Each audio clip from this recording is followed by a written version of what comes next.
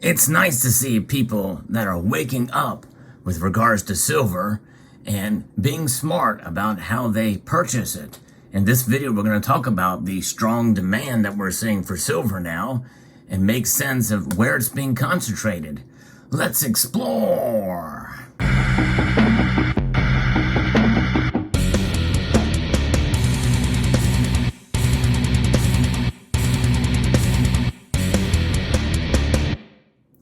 Yeah, demand for silver is up, and one particular mint, I'm going to be referencing an article here from coinnews.net. If you enjoy videos like this where I talk about the silver market, I hope you'll consider pressing the thumbs up button down below and maybe sharing this video with others on this or other social media platforms and subscribing to the channel if you haven't done so already. So sales of Australian bullion in April diverged according to figures from the Perth Mint of Australia. Gold products experienced a decrease while silver products saw the highest gain in 6 months. That's right, people are wising up to silver. The Mint's bullion sales were set against rising precious metals in April, with the LBMA prices edging up 0.1% for gold and jumping 3.7% for silver during that month. Now, there's a bit of a pullback as I record this video and a little bit of a recovery since then, but still, silver is looking good overall compared to where it was, 5-6 years ago. But still, nonetheless, there is a little bit of disappointment. But I tell you, I made probably a pretty big mistake in a previous video where I said that, everybody gets disappointed when the prices go down. And I think to some extent, it may be a little bit of a hit against what we think silver should be doing in terms of its price performance, but most see it as a buying opportunity, and it's reflected, I think, in some of these numbers as well too. Wising up about silver and about when and how to buy it, I think is crucial in order to do what silver is really set out to do over the long course of history. I'll talk more about that in a moment. So in April, the Perth Mint sold a total of 80,541 ounces of minted gold coins and bars. This represents a 6.7% decrease from the prior month, which had the highest sales since November, and a 7.1% decline from April of last year. And I think that is partly due to the rising price of gold, and it's probably been out of reach for a lot of people, understandably so. From year-to-date, gold sales have been about 272,343 ounces, which is 20.4% lower than the 342,298 ounces sold in the first 4 months of the previous year. The Mint silver coins and bars sales for April totaled 1,947,743 ounces, which is the highest monthly sales figure since October. This represents an increase of 6.8% from March, but a decrease of 8.1% from April 2022. The Mint's year-to-date silver sales total is 6.489 million ounces, which is 16.7% lower than the 7.7 million ounces sold during the same year last year. So the year-to-date is a little bit lower, but nonetheless, a rise from the previous month is something to see here that it's been increasing considering what's going on in the marketplace. You compare that to the U.S. Mint, American Silver Eagle bullion sales increased by 900,000 ounces, making a 5.9% rise from April 2022's 850,000 ounces, but sales have declined by 21.1% to 6.649 million ounces year to date compared to the 8.4 million ounces sold during the same period last year. I think a lot of that has to do with the higher premiums for Silver Eagles. That means people are looking for bargains, and they're going to the Perth Mint for them. I think that's why people are waking up, trying to find silver that's attractive and pretty, and much of that you can see on your display here. You see more and more Perth Mint items that are very attractive. In fact, some even have former U.S. Mint sculptor engravers working on their designs that just provide a nice, contrast and beauty and quality that is not seen at the United States Mint. So when you look at it through the course of history here and recent history, we're seeing a strong demand continue for silver in spite of prices pulling back a little bit.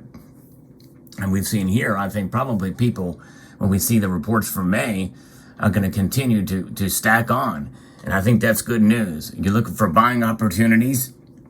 And, you know, obviously we have to fight against high premiums that we're still dealing with these days. High premiums are something that are a real thing to consider and factor in when you're making your purchase.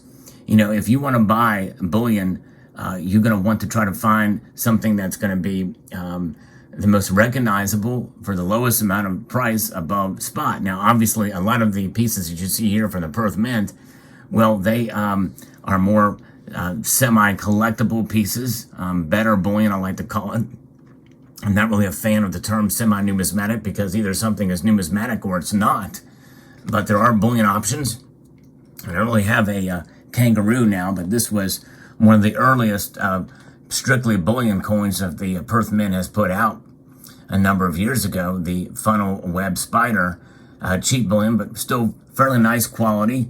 And but the actual kangaroos that are minted are very, very nicely done as well too. Although they are very prone to milk spotting. That's the only thing that I would have against what the Perth Mint has been doing with their bullion products, with their straight bullion products. But you do see that for mass-produced bullion. It seems to be the case that they tend to milk spot. But there's other items and products you can get for not a whole lot more for excellent quality. But again, as far as recognizability, you know, the kangaroo is very recognizable for sure, and is something that it should be considered in everybody's portfolio if you're a stacker. And that is really what it boils down to. What is the best deal for stacking? Well, it's going to be probably silver bars of some sort. And of course, we're getting out of the realm of different mints. But when you look at silver bars, you look at, you know, those compared to eagles, which are very high premium. And then you have the Britannia, which is somewhere in the middle probably. And then you have the maple leafs, and you have privately issued rounds as well that are very nice, attractive options and recognizable enough, especially if they're like, you know, the Buffalo variety or even some of the newer varieties that you see mass produced out there. So there's multiple different options to choose from, and trying to find, if I can, one of the kangaroos, and I'm not seeing one on hand here, but keep in mind that the variety of different forms of bullion that you can get, you know, about what is it about being woken up about silver? It's about understanding that through the course of time, you're going to see the price rise and fall, and you have to look at the average of what it does over the course of a span of time. And typically what it does is it just preserves your wealth. In other words, if you buy it the right way, you're going to do just fine. There are wrong ways to buy silver. I talked about it in a video about a guy who lost $58,000 by stacking silver because he bought it all at once. Here's an example of a Buffalo design round. These come in various different manufacturers, but they have the Indian head on one side and the buffalo on the other side. That's an example of ways to be able to stack highly recognizable, for sure, type of silver that you can buy. There are just an endless amount of choices, it seems, for your silver stacking needs. And most of them, as long as they're marked for the purity and have a recognizable manufacturer, you know, you're going to do just fine. And the Perth Mint has become a juggernaut, if you will, in the world of stacking with their straight low premium bullion products. And that is something that we can certainly we can celebrate, because the options like this low premium bullion are recognizable and they're monetized, and that leaves us to the same type of confidence that we can have with any other sovereign bullion piece. And this is why we're seeing their sales increase, because they have come to this market in such a way to be able to provide a competitive product out there rather than just their better bullion options, which are still priced not terribly for cheaper than you would buy a Silver Eagle for. So there's a lot of different options out there, and it's all about being smart. It's all about being fiscally responsible, which falls in line with that. And I think most people are, and making wise decisions when you make a purchase. So what does that mean? When people are waking up, they're realizing that in the end, silver does provide a rocky road to this idea of preserving your wealth. If you do it utilizing strong budget techniques, wise decision making in terms of purchasing, what I refer to as smart dollar cost averaging, which means you buy a little bit more when the price drops, and the premium reflects that price drop as well. That's crucial and important.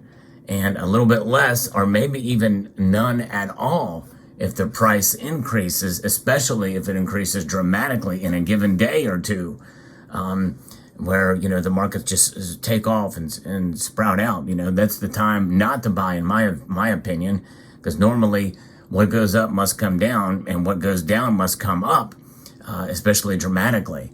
There's a snapback effect in the markets. So there you have it. Let me know what your thoughts are in the comment section below. Hope you found this video insightful, informative, and educational.